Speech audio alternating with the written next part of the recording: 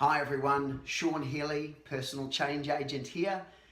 You're watching the Relationship Resourcing Series, a series designed to offer support and education around the relationships that we have in our life. So welcome to today's episode entitled Emotional Crumbs, where we take a look at our relationship in effect with emotions and how that plays out in our personal relationships, how that can play out in our professional relationships, and for those of us that are parents, certainly how we manage and guide children as they grow to adulthood. So where we get our capacity or our comfort with emotions comes from our family system. So we might find when we think about what kind of emotional backdrop we grew up with when we were children, did we find that certain emotions were allowed within our family system and other emotions were dismissed or actively discouraged? Because only through solid emotional coaching and direction and validation do we grow to be adults that have a good emotional palette rather than what we would consider emotional blind spots. So it's important to know where my emotional blind spots are and how they might be decreasing my experience in relationship with others, because part of having a really, part of the majesty or the quality of life is that we are having really good quality relationships. But if we're finding that through what we experience we're dismissive or intolerant of certain relationships, I should say certain emotions,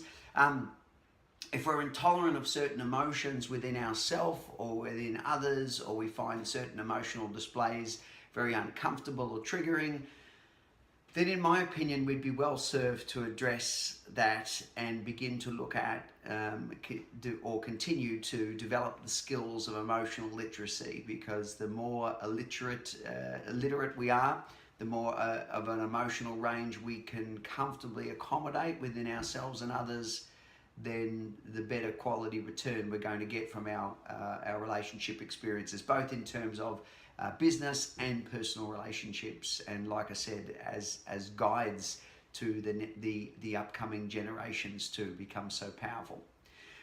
So the thing that I probably want to talk about, as I said, is depending on our family's kind of emotional blueprint, we're likely very much to be operating certainly with a degree of unconsciousness around a similar emotional capability range, so that if anger was allowed in our family system, then we're going to be, if it was of course able to be expressed healthily, then we're probably going to be able to have developed skills that allow us to own anger within ourselves and manage anger when it arises from others. But if we grew up in a family system, let's say, that was overt enraging and very unhealthy, and the person who yelled and screamed the loudest and said the cruelest things was the one that won, then that's going to cause us to either take that into our fight style, or we'll go completely the opposite. We'll withdraw, we'll cower down, we'll capitulate to anyone who kind of raises their voice in a strongly aggressive and hostile kind of way. Or perhaps, what we learned from our family system around the idea of the emotion of anger is that we suppressed that, we ignored that, we didn't speak about it, we didn't acknowledge it, we just tucked it down inside. And so one of the ways in which you can tell people as a non-verbal way of that they are carrying anger is there'll be a lot of sighing. Well, no, I'm fine with the situation as it presents. Anyway, let's get on with things.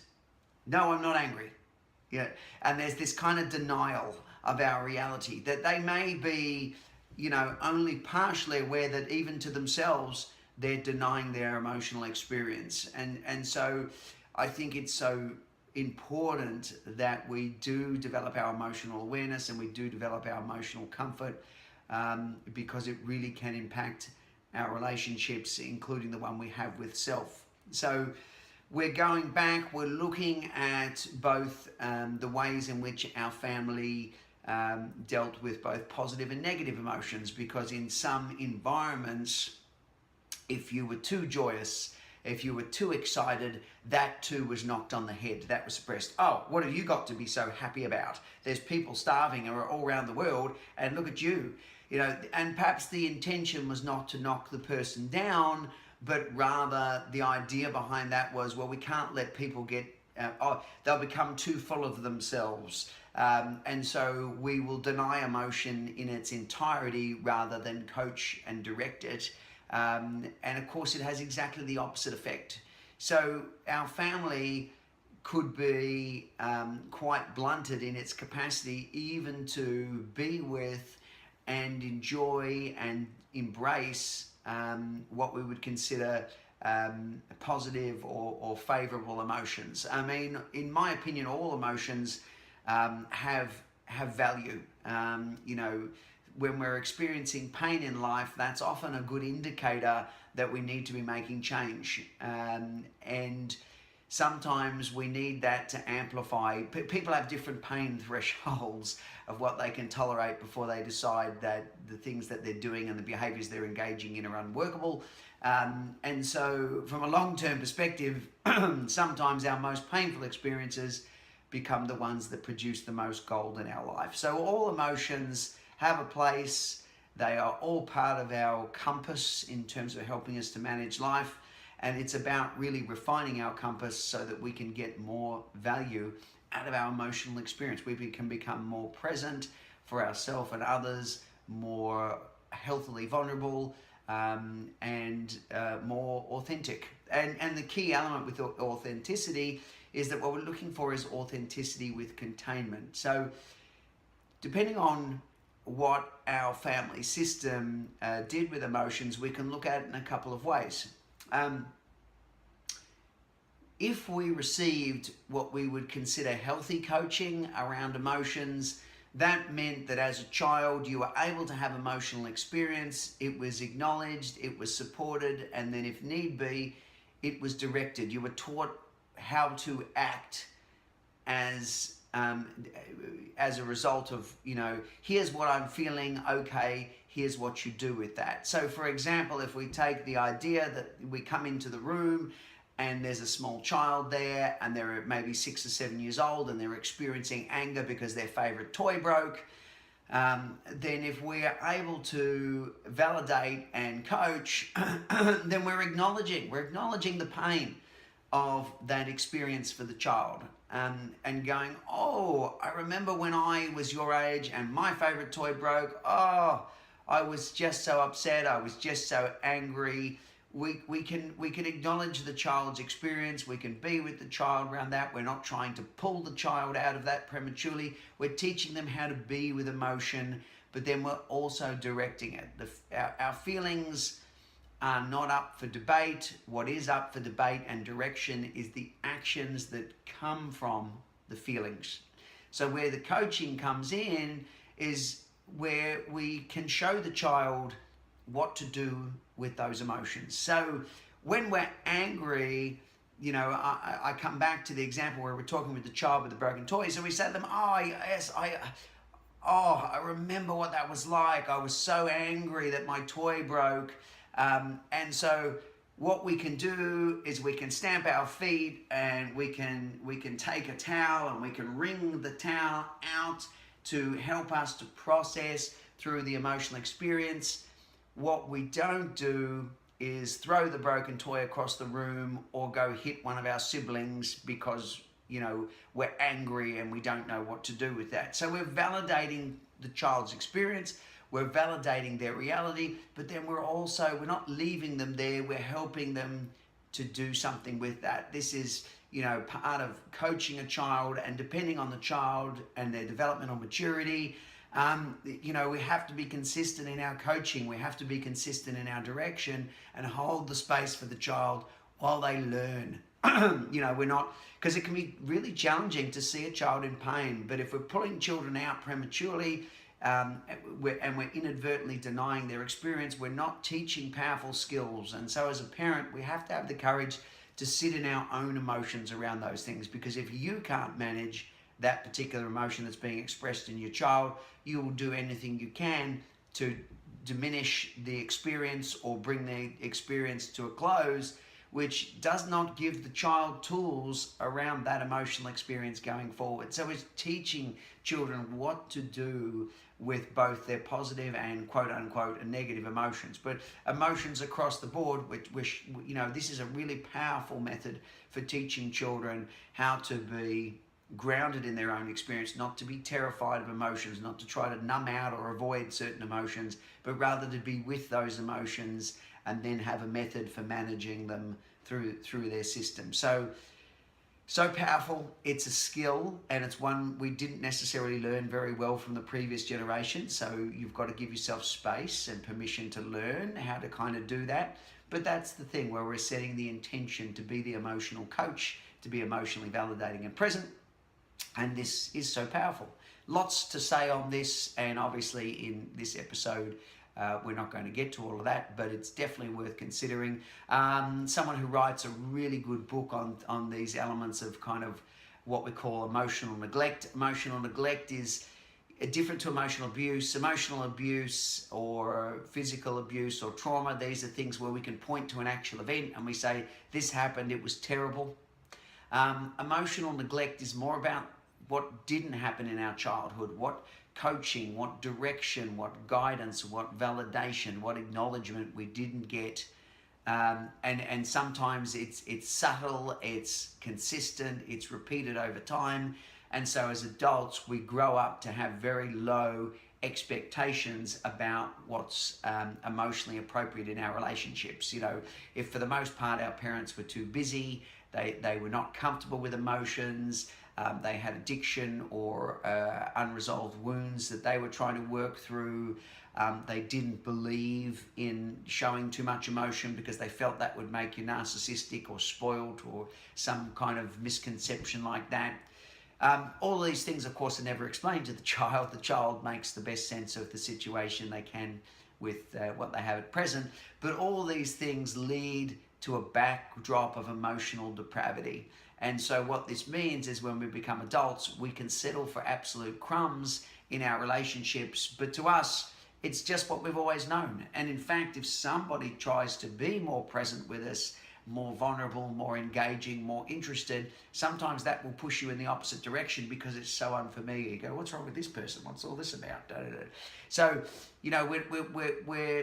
we're not being tolerant of intolerant. We become very intolerant of intolerant displays where people aren't able to be emotionally present with us. We're not settling for crumbs, but we're demanding more in our life. And it starts by getting more aware of where were the emotional gaps in my rearing.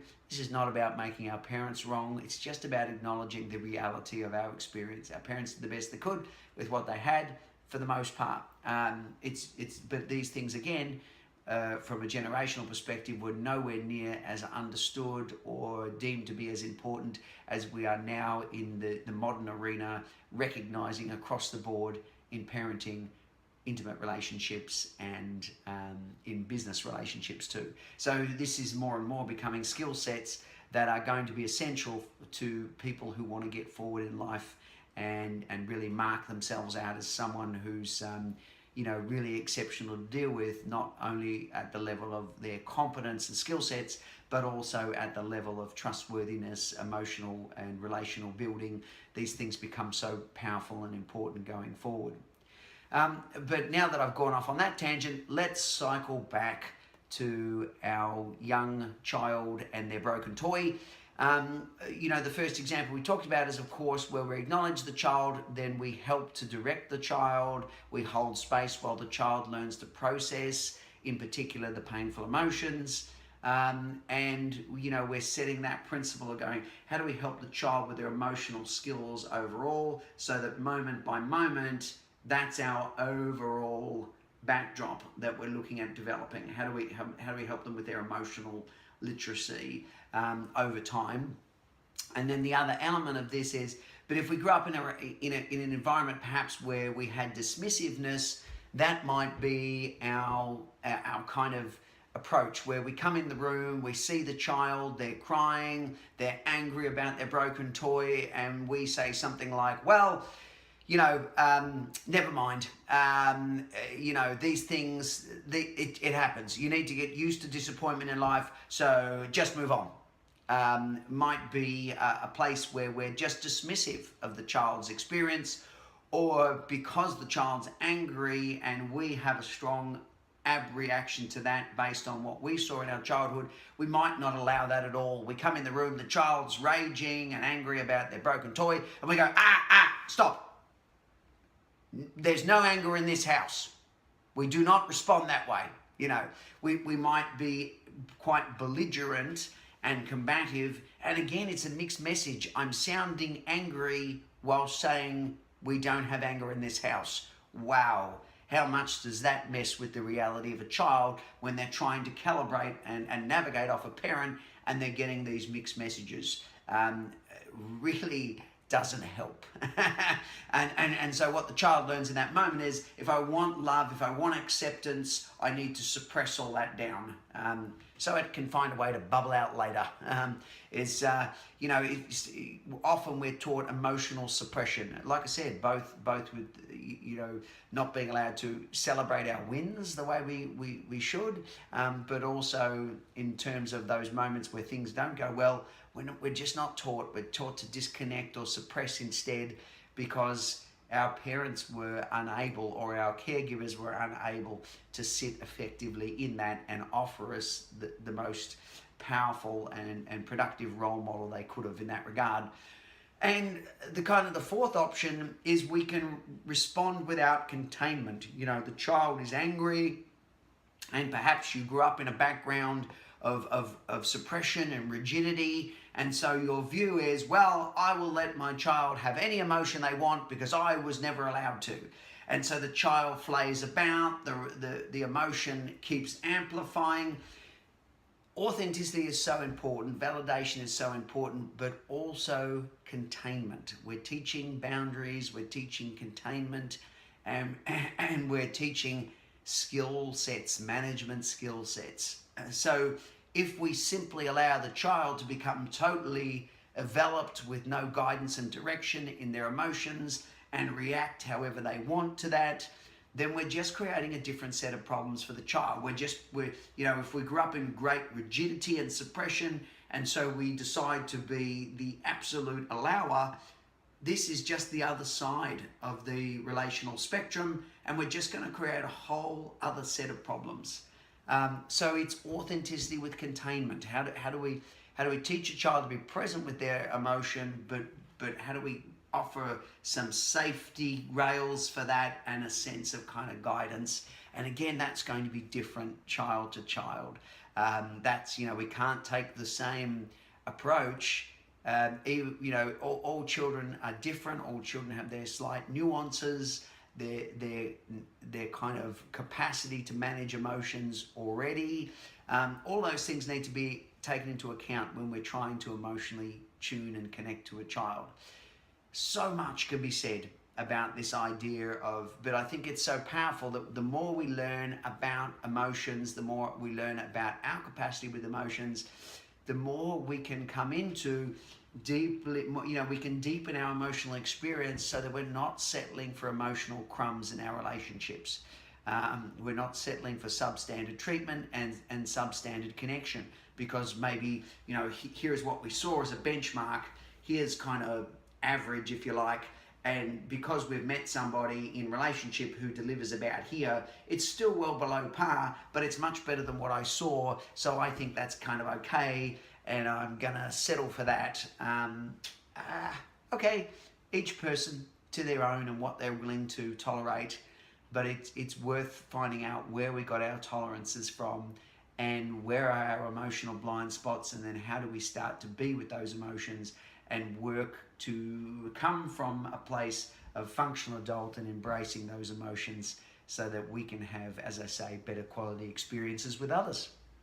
So I hope today's episode has given you some things to consider. I'm probably going to do quite a few episodes over time on the idea of emotional neglect and emotional literacy, because I just think, you know, in some areas it's really been underdone. We're starting to recognize its importance, both in the workplace and in our personal lives more fully, but we don't necessarily yet have the skill sets to actualize that into the capacity that we want. And that's one of the areas I'm really excited about.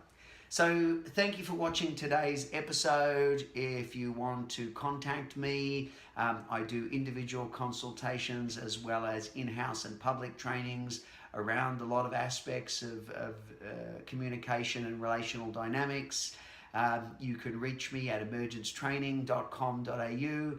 And also, if you've got ideas for further episodes, love to hear about them. Looking forward to sharing some more insights in relationship. So until next time, well, we look forward to seeing you when we do. But until then, bye.